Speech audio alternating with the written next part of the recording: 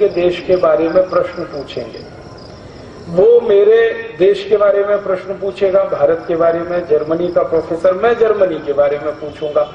और जिन प्रश्नों का सबसे ज्यादा जवाब हाँ में मिलेगा उसका देश महान होगा, और जिनके प्रश्नों का सबसे ज्यादा जवाब ना में मिलेगा उसका देश घटिया है, रद्दी है। ऐसे करके हम दोनों ने एक सूत्र शुरू हुई। तो पहले वो उसने कहा कि तुम पूछो, मुझसे कहा कि तुम जर्मनी के बारे में पूछो। तो मैंने चुन चुनकर ऐसे प्रश्न किए जिनका उत्तर ना में ही आए। ये तो पूछने वाले के ऊपर है, आप क्या पूछ रहे हैं।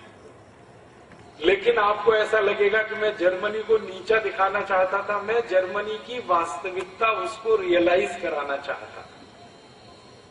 तो मैंने सबसे पहला सवाल उसको पूछा कि तुम्हारे देश जर्मनी में गन्ना होता है? गन्ना। अब साधारण सा सवाल है। तो उसने कहा नहीं होता, क्योंकि मुझे मालूम है जर्मनी में गन्ना नहीं होता। और जानबूझ के मैंने ये सवाल किया कि जर्मनी में गन्ना होता है? उसने कहा नहीं होता। मैंने कहा जर्मनी में केला होता है? केला। उसने कहा नहीं होता। मैंने कहा जर्मनी में आम होता है? आम। उसने कहा नहीं होता। फिर मैंने कहा जर्मनी में संतरा होता है? संतरा। उसने कहा नहीं होता। फिर मैंने कहा जर्मनी में मौसम्मी होती है? मौसम्मी। उसने कहा नहीं होती। थोड़ी देर में वो बौखला गया, क्योंकि हर जवाब ना ना ना ना। तो उसने थोड़ी देर में मुझे कहा, मिस्टर राजीव दीक्षित, मेरे जर्मनी में कोई मीठी चीज पैदा नहीं होती, अब आगे पूछो। तब मैंने उसको कहा अच्छा दूसरा सवाल है मेरा। मैंने कहा जर्मनी में पालक होता है? पालक। क्योंकि पालक मीठा नहीं है। तो उसने कहा नहीं होता। फिर मैंने कहा जर्मनी में मेथी होती है? मेथी। उसने कहा नहीं होती।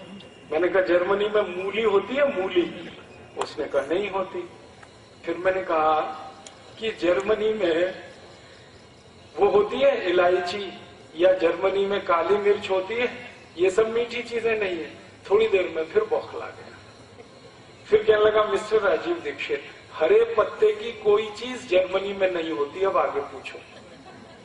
अब मीठी चीज कोई होती नहीं, हरे पत्ते की कोई चीज होती नहीं। तो मैंने कहा अब तुम ही बताओ जर्मनी में होता क्या है। तो उसने कहा जर्मनी में एक तो होता है आलू, पोटैटो, और दूसरा होता है प्याज, ओनियन। अब आलू में प्याज मिला के खाओ या प्याज में आलू मिला के खाओ, हमारे पास दो ही चीजें होती हैं। फिर मैंने कहा कि जर्मनी के दुकानों में इतना सारा माल बिकता है, केला भी बिक रहा है, गन्ना भी बिक रहा है, आम भी बिक रहा है, संतरा भी बिक रहा है, तो ये कहां से आता है? तो उसने धीरे से कहा ये सब भारत से आता है। तो मैंने कहा किसका देश महान? तो चुप हो गया, बोला नहीं। उसको रियलाइज तो हो गया कि भारत देश महान, लेकिन उसने मुंह से नहीं बोला। मैंने कहा इसको मुंह से ही बुलवाना है अभी थोड़ी देर में। और ये बहस हमारी कई लोगों के सामने हो रही थी। मैंने कहा अब तुम्हारा नंबर है, तुम पूछो भारत के बारे में। तो वो थोड़ा फंस गया, उसने वही सवाल पूछना शुरू किया जो मैंने पूछे थे। उसने कहा भारत में गन्ना होता है?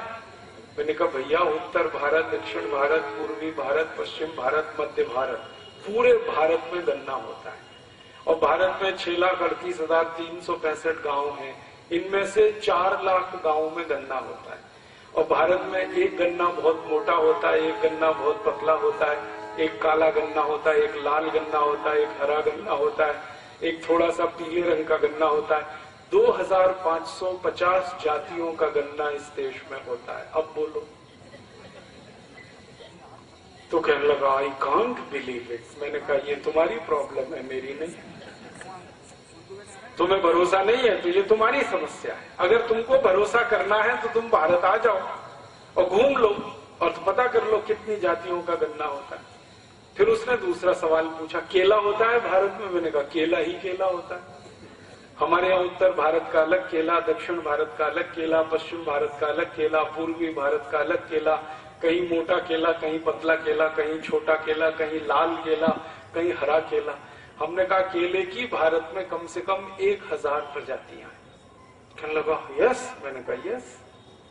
फिर कहने लगा आई कांट बिलीव, मुझे भरोसा नहीं हो सकता। फिर मैंने कहा तीसरा सवाल पूछो। तो उसने पूछा आम होता है? तो उसने सवाल किया था मैंगो को कि भारत में मैंगो होता है। मैंने कहा मैंगो तो एक शब्द है, हमारे यहाँ तो मैंगो की जातियां 5000 से ज्यादा है। लंगड़ा है, चौसा है, दशहरी है, तोतापुरी है, कलमी है, ऐसी 5000 जातियों का आम है भारत में। और मैंने उसको कहा, जिस पर उसे भरोसा नहीं हुआ, मैंने कहा दिल्ली हमारे यहाँ की राजधानी है, वहां से 180 किलोमीटर दूर हरिद्वार है, दिल्ली हरिद्वार के बीच में 500 जातियों का आम होता है, इतनी दूरी में, खाली 180 किलोमीटर। और भारत में 3 लाख से ज्यादा गांवों में आम होता है। तो ऐसे उसने जितने भी सवाल पूछे तो उसमें वो हार गया, मैं जीत गया। फिर हमारा भारत महान, उसका जर्मनी महान नहीं। तब उसने अंत में कहा कि मैं भारत देखना चाहता हूं। मैंने कहा कभी भी आओ, देखने के लिए कोई मुश्किल नहीं, आने जाने की कोई प्रॉब्लम है तो हम भारतवासी तुम्हारा टिकट बना देंगे, तुम आ जाओ कभी भी। वो आया, भारत में 3 महीने की छुट्टी लेके आया, 3 महीने का वीजा मिला और हमने उसको भारत में उत्तर दक्षिण पूरब पश्चिम सब जगह घुमाया और उसको एक डायरी और पेंसिल दिया था कि जो जो तुम गाँव में देखो कि यहाँ क्या होता है उसको नोट करना। जब आखिरी में वो वापस जाने लगा तो मैंने कहा तुम्हारी डायरी में क्या नोट किया है तुमने? तब उसने कहा कि भारत के एक एक गांव में 2000 से ज्यादा वस्तुएं पैदा होती हैं, जो मैं पहले विश्वास नहीं कर सकता।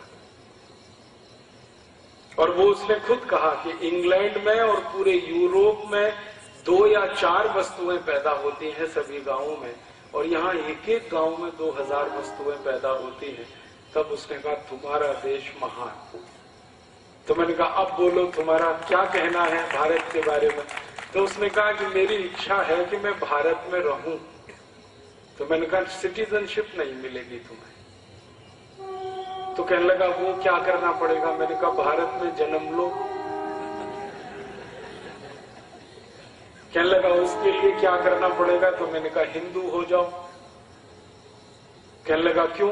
मैंने कहा तुम्हारी क्रिश्चियनिटी में तो पुनर्जन्म होता नहीं, तुम तो ईसाई हो ना, और ईसाईयत में पुनर्जन्म होता नहीं। पुनर्जन्म तो इस्लाम में भी नहीं होता। पुनर्जन्म तो सिर्फ सनातन भारतीय जो मान्यता है इसमें होता है। फिर थोड़ा झगड़ा करने लगा वो, तो मैंने उसको शांत किया कि भैया तुम्हारे ईसा मसीह को अभी तक पुनर्जन्म नहीं हुआ, तुम्हें कैसे हो जाएगा? तुमको अगर भारत में जन्म लेना है तो हिंदू हो जाओ। तो कहने लगा ये तो बड़ा मुश्किल है। मैंने कहा बहुत आसान, हम तुम्हारे ऊपर थोड़ा गंगा जल छिड़केंगे और तुम्हारा नाम बदल देंगे, इतना सही है, इससे ज्यादा कुछ नहीं करने वाले। कहने लगा इसका मैसेज तो बहुत दूर तक जाएगा। मैंने कहा वही हमें भेजना है, ये मैसेज जर्मनी तक जाए, वही तो हम चाहते हैं। कहने लगा फिर मैं सोच के बताऊंगा। मैंने कहा ठीक है। फिर जाते जाते वो यही कह के गया कि मैं जीसस से प्रार्थना करूंगा कि अगला जन्म भारत में मिले। मैंने कहा वो प्रार्थना तुम्हारी नहीं स्वीकार होगी, क्योंकि ईसाईयत में पुनर्जन्म होता ही नहीं है। पुनर्जन्म वाली एक ही दुनिया में सभ्यता है जिसको हम भारतीय सभ्यता कहते हैं। ये भारत की विशेषताओं में से एक है। मैंने कहानी के माध्यम से आपको कई चीजें बता दी कि भारत में बहुत कुछ ऐसा होता है जो दुनिया में कहीं नहीं होता। सारी दुनिया के देशों की फसलों पर नजर आप डालो तो ज्यादातर देशों में 2 या 3 फसलें मिलेंगी। एक तो गेहूं होता है, थोड़ी कपास हो जाती है, थोड़ी मक्का हो जाती है। और भारत के एक एक गांव में 200 से ज्यादा फसलें होती हैं। गेहूं, मक्का और चना तो कुछ ही है, 200 से ज्यादा फसलें होती हैं। ये भारत की विशेषता है, ये भारत की अच्छाई है। और भारत की जमीन के नीचे 90 तरह के खनिज पदार्थ मिलते हैं जो दुनिया के किसी भी एक देश में एक साथ नहीं मिलते। अमेरिका में कुछ खनिज पदार्थ हैं, कनाडा में थोड़े से हैं, यूरोप में तो बहुत कम है। अमेरिका के पास लैटिन अमेरिका में थोड़े खनिज पदार्थ हैं, ब्राजील, मैक्सिको आदि में। अफ्रीका में थोड़े ज्यादा खनिज पदार्थ हैं, लेकिन ज्यादा से ज्यादा खनिज पदार्थ जिन देशों में है उनकी संख्या 15 से लेकर 60 से 70 है। भारत में 90 से ज्यादा खनिज पदार्थ एक ही देश की सीमा में। आयरन ओर हमारे यहाँ, बॉक्साइट ओर हमारे यहाँ, माइका हमारे यहाँ, क्या नहीं है हमारे पास जमीन के नीचे। और ये सब कुछ मैं ढूंढता रहता हूं कि ये सब इतना अच्छा क्यों है भारत में।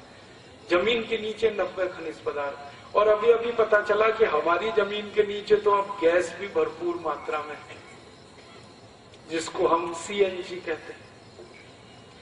आंध्र प्रदेश के कावेरी बेसिन में गैस का भंडार मिला है, आपने पढ़ा होगा, सुना होगा। वैज्ञानिकों का ये मानना है कि इस गैस के भंडार को हम इस्तेमाल करें भारत की सभी गाड़ियों में। सभी गाड़ियों से मतलब सभी तरह की गाड़ियों में, 4 पहिए वाली हो, 2 पहिए वाली हो, या रेलगाड़ी के इंजन में हम ये गैस को जलाएं, सब तरह से जलाएं, तो अगले 340 साल तक ये गैस खत्म नहीं होने वाली। कितनी गैस मिली है कावेरी बेसिन। और कावेरी बेसिन जैसे 8 क्षेत्र पता चले हैं गैस के, ये तो एक है कावेरी बेसिन, ऐसे 8 क्षेत्र पता चले। अब तक हम ये अफसोस व्यक्त करते थे कि भारत में बहुत तरह के खनिज पदार्थ हैं लेकिन गैस नहीं है, भरपूर गैस मिली है। और अभी एक खुशखबरी और है कि भारत के राजस्थान वाले सूखे इलाके में भरपूर तेल मिल गया है। ये जो जैसलमेर है, ये जो बाड़मेर है, ये जो बीकानेर है, ये इलाके में आप कभी जाओ तो सूखी रेत के अलावा कुछ नहीं है, वहां तेल के भंडार मिल गए। अब तेल खुदाई का काम वहां शुरू होने वाला है और उम्मीद कर रहे हैं कि इतने तेल के भंडार हमारे पास हो जाएं कि 150 से पौने 200 साल तक हम उनका इस्तेमाल कर पाए। तो अब तो तेल भी मिल गया, गैस भी मिल गई,